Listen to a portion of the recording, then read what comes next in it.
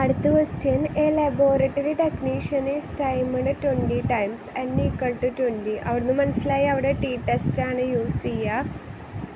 X ബാറിൻ്റെ value 6.9, എസിൻ്റെ value 1.2. അതൊക്കെ അവർ ഡയറക്റ്റ് അങ്ങനെ തന്നെ എഴുതിയിട്ട് തന്നേക്കാണ്. If probability of type 1 error, ഞാൻ പറഞ്ഞിട്ടുണ്ട് അതെന്താണ് സംഭവം.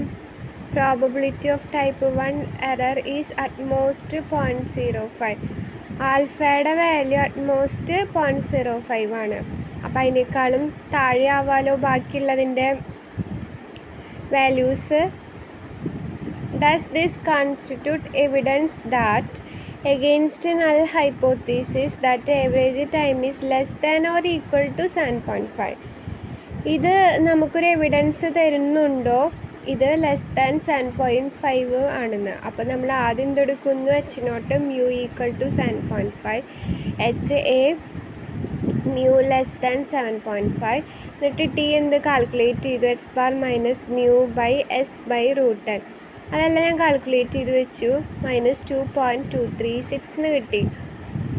ഈ ചോദ്യത്തിൽ അവർ ആൽഫ ടൈപ്പ് 1 എററിൻ്റെ പ്രോബബിലിറ്റി എന്ന് പറയുമ്പോൾ ഞാൻ പറഞ്ഞിരുന്നില്ലേ, പ്രോബബിലിറ്റി ഓഫ് ടൈപ്പ് 1 എററിനെയാണ് ആൽഫ എന്ന് ഡിനോട്ട് ചെയ്യാന്ന്. അതാണ് ടി ഓഫ് 0.0519 ആയിരുന്നെങ്കിൽ 1.72 ആയി വരും. അപ്പോൾ ഈ കേസിലൊക്കെ എന്താ പറയണത്, കാൽക്കുലേറ്റർ വാല്യൂ ആണ് വലുത്. അപ്പോൾ അവിടെ റിജക്റ്റാണ് വരേണ്ടത്. പക്ഷേ ഇത് അറ്റ്മോസ്റ്റ് എന്ന് പറഞ്ഞേക്കണേ, അതിനേക്കാളും കുറവാവാം. 0.025 ആവാം, 0.0125 ആവാം. അപ്പോൾ അങ്ങനെ പോയിട്ട് എന്താണ് 0.0025 എന്നൊക്കെ വരാം. അപ്പോൾ ചില കേസിൽ നമുക്ക് എന്താ കിട്ടണത്, ഇപ്പോൾ എന്താണ്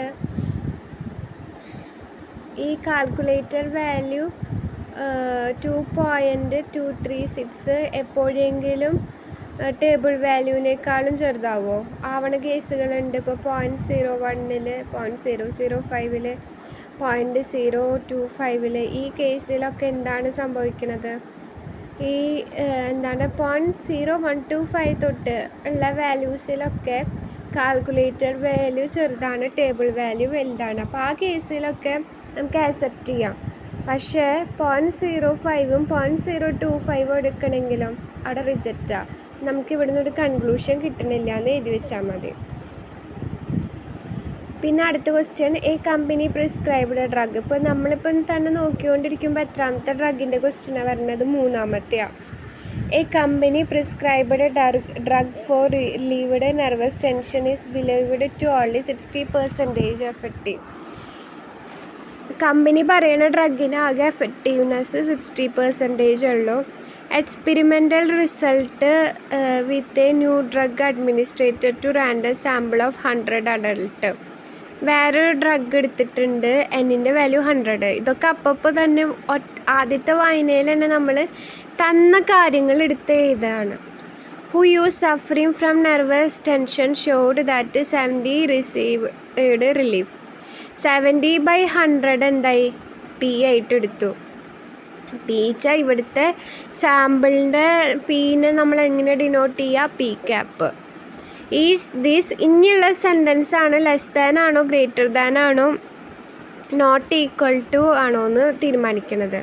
അപ്പം നമ്മുടെ ചോദ്യങ്ങളിലൊക്കെ ആകെ കൂടുതലും കണ്ടു വന്നിട്ടുള്ളത് നോട്ട് ഈക്വൽ ടു ലെസ് ദാനാണ്. ഈ പ്രോബ്ലത്തിലാണ് നമ്മൾ എന്ത് കാണുന്നത്, ഗ്രേറ്റർ ദാൻ്റെ കൺസെപ്റ്റ് കാണുന്നത്.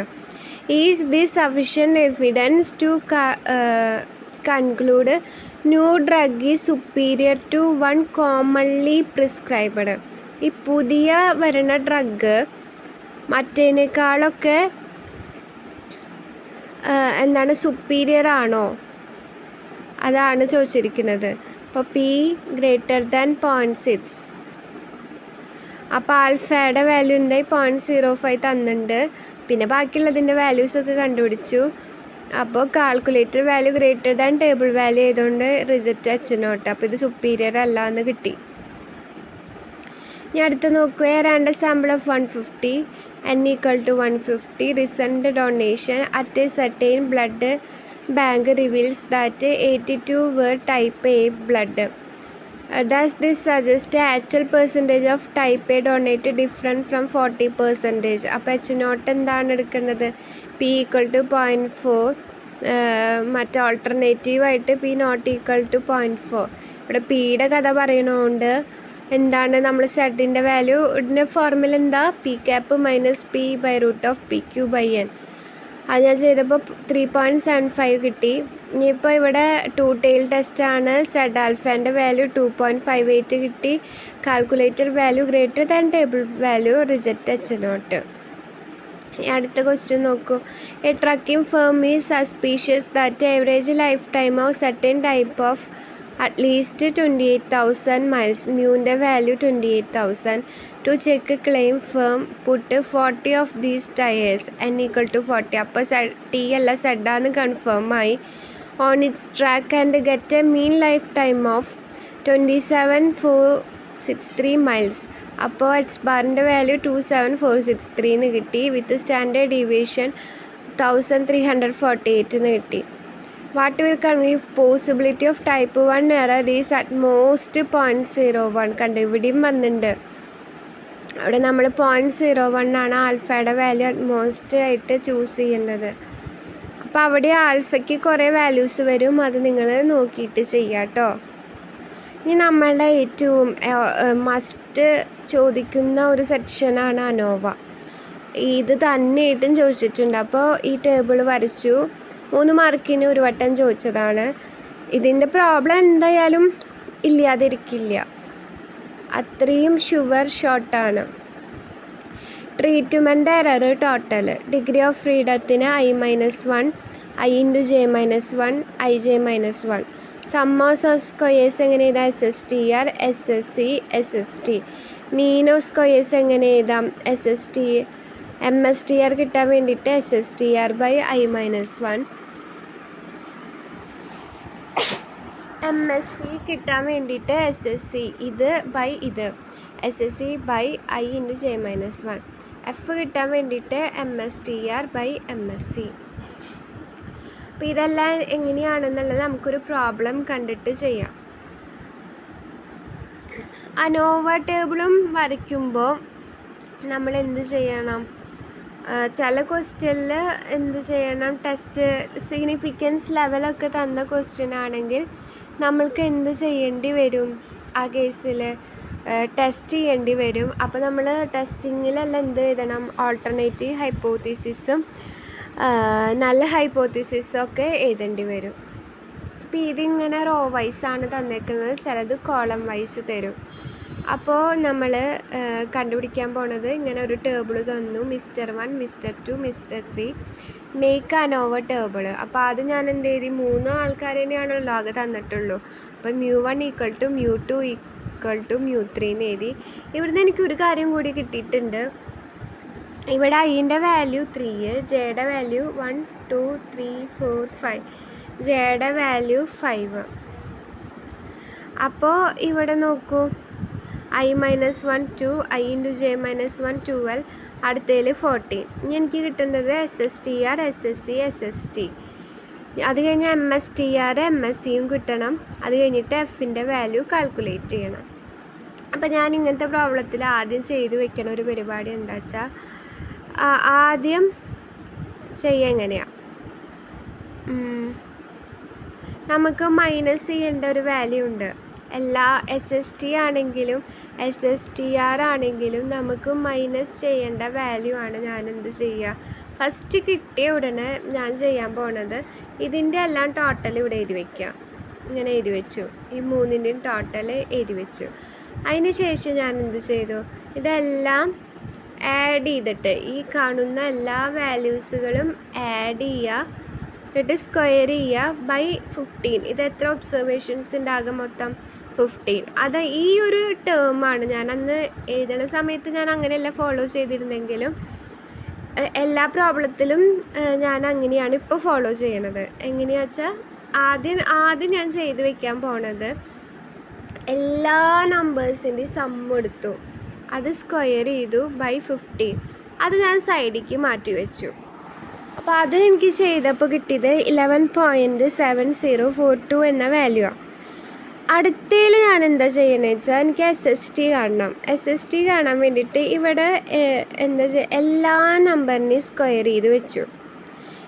അവിടെയുള്ള എല്ലാ നമ്പറേയും സ്ക്വയർ ചെയ്തു. നമ്മൾ മാറ്റി വെച്ചൊരു നമ്പർ ഉണ്ടല്ലോ 11.7042. SST കിട്ടാൻ വേണ്ടിയിട്ട് എന്ത് ചെയ്യണം? ഈ 12.135 നിന്ന് 11.7042 മൈനസ് ചെയ്യണം. SSTR ട്രീറ്റ്മെൻറ്റിൻ്റെ കിട്ടാൻ വേണ്ടിയിട്ട് ഇവിടെ ഒരു സം എഴുതിയിട്ടുണ്ടല്ലോ, അത് സ്ക്വയർ. പിന്നെ ഇവിടെ എത്ര ഇതെല്ലാം 5 ഒബ്സർവേഷൻ ആണല്ലോ. അപ്പോൾ ആ 1/5 എടുത്ത് പുറത്തേക്ക് ഇട്ടിട്ടുണ്ട്. എന്നിട്ട് ഇതിൻ്റെ സ്ക്വയർ പ്ലസ് ഇതിൻ്റെ സ്ക്വയർ പ്ലസ് ഇതിൻ്റെ സ്ക്വയർ ചെയ്തു. എന്നിട്ട് എന്ത് ചെയ്തു? ഞാൻ ഈ മാറ്റി വെച്ച് 11.7042 മൈനസ് ചെയ്തു. അപ്പോൾ എനിക്ക് SSTR കിട്ടി. ഞാൻ SSC കിട്ടാൻ വേണ്ടിയിട്ട് ഈ 2 വാല്യൂസ് മൈനസ് ചെയ്യണം. വലുത് എപ്പോഴും എന്താവുക? SST ആണ് ആവുക. SST മൈനസ് SSTR ചെയ്ത് കഴിഞ്ഞാൽ എനിക്ക് എന്ത് കിട്ടും? SSCയുടെ വാല്യൂ കിട്ടും. അപ്പോൾ അതാണ് ആ കിട്ടിയ വാല്യൂസ് എഴുതി. ഇനി നമ്മൾക്ക് ഈ ടേബിളിൻ്റെ ഉള്ളിൽ നിന്നാണ് കിട്ടുക. MSTRൻ്റെ വാല്യൂ എങ്ങനെ കിട്ടുക? ഇത് ഡിവൈഡഡ് ബൈ ഇത്. SSTR divided by I-1. അപ്പോൾ 0.06082 ഡിവൈഡഡ് ബൈ 2. അപ്പോൾ എന്ത് വന്നു? 0.0304. ഇനി 0.3701 ഡിവൈഡഡ് ബൈ 12 അതും ചെയ്തു. അപ്പോൾ എനിക്ക് എന്ത് കിട്ടി? ഒരു വാല്യൂ കിട്ടി 0.0308.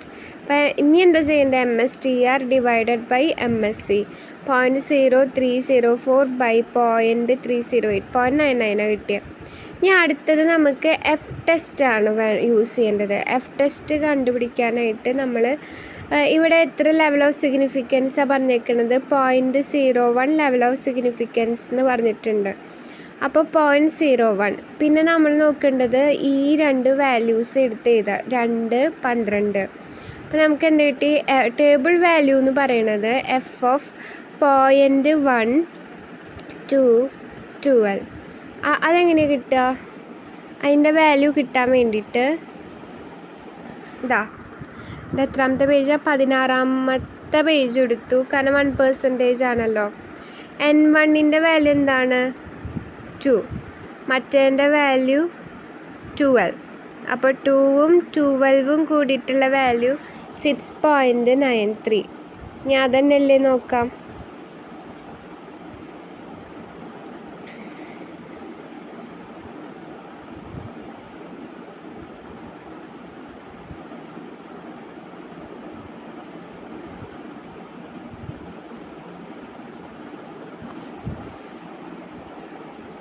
അപ്പോൾ അതന്നെ കിട്ടിയേക്കുന്ന വാല്യൂ. അങ്ങനെയാണ് നമ്മൾ എന്തിൻ്റെ വാല്യൂ കിട്ടുക? എഫിൻ്റെ വാല്യൂ കണ്ടുപിടിക്കാൻ പഠിച്ചില്ലേ? ആദ്യം നമ്മൾ എന്താ ചെയ്യേണ്ടത്? തന്ന ആൽഫ എടുത്ത് എഴുതി. പിന്നെ ഈ വാല്യൂ 2, 12. അപ്പോൾ 6.93. ഇവിടെയും നമ്മൾ എന്തെന്നെ ഫോളോ ചെയ്യണം? Calculator value less than table value ആണെങ്കിൽ accept H0. Calculator value greater than table value ആണെങ്കിൽ റിജക്റ്റ് H0.